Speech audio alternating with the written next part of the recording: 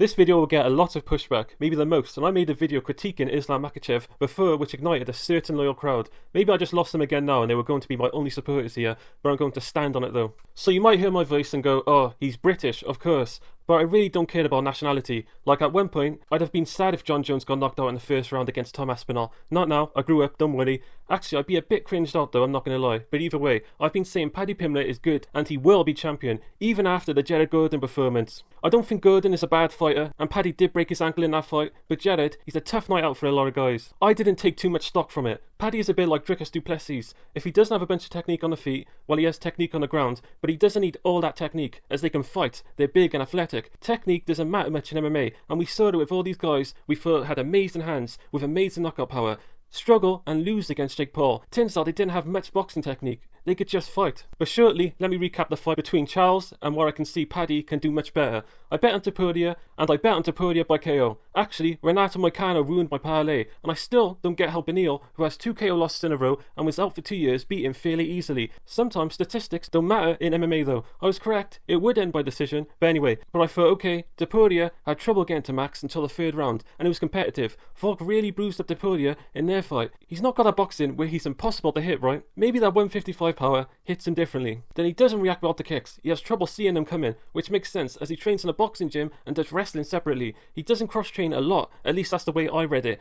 If Charles uses his range, hits him with a teep, when Topuria comes close, back up. If Topuria gets in range, clinch and knee, work the grappling, kinda like how he fought Dustin, then maybe it's a war, maybe it's a tough fight for Illia. But Charles Oliveira, man, I have to give him props as he's a warrior, but he felt like it was you knock me out or I knock you out. Against the hardest puncher we've seen in the UFC, pound for pound, outside in Ngannou or Rumble, with blinding speed, can make 2 punches sound like 1, fast hands. If he blinked, well, he KO'd Charles, you wouldn't have seen the left hook come in. So how can Charles see the punches come in? He was coming forward, throwing uppercuts as well. When you throw uppercuts, you want to go into the pocket. I know his plan was to trade in the pocket. Then the KO, he came in and lowered his hands. I think it was the clinch attempt, but his entries are very poor. Charles gets hurt because he leaves his head there. I think Paddy can do that rangy game plan of long teeps and movement, grappling close. You might think his defense is leaky, but not as leaky as Charles. Paddy can use his height and his range much better than Charles, while having a lot of power, so you can't just close on him easily. Look how he fought Chandler. He literally did it all perfectly. For this style, remember, his style, he did it perfectly. You can't expect Mike Tyson to have Muhammad Ali's hands down, pull back defense.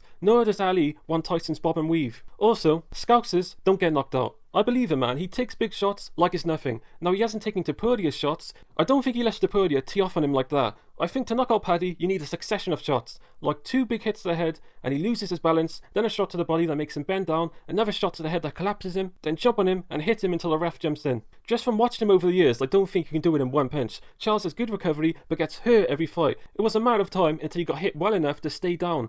Now save this video to come back and make fun, but save the video and congratulate me if I turn out to be correct. I already know the comments will be, this guy is nuts. People were making fun of Sean O'Malley, saying feed him to Peter.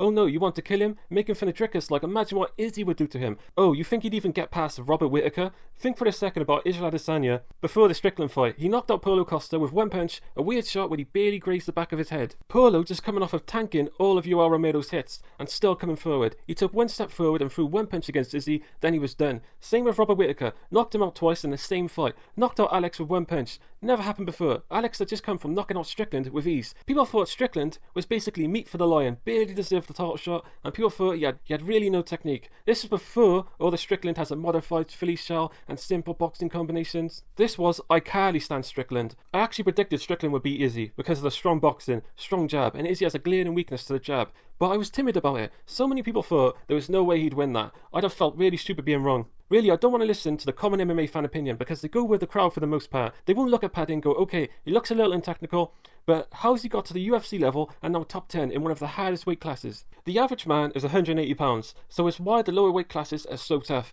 Any guy gets to his level is elite. But he had an argument with Ariel Helwani years ago and he should be hated forever and say he will lose every next fight is crazy to me. I prefer listening to my intuition, and you trust your gut feeling is usually right. Too much of the X's and O's, you doubt yourself and end up wrong, I find anyway.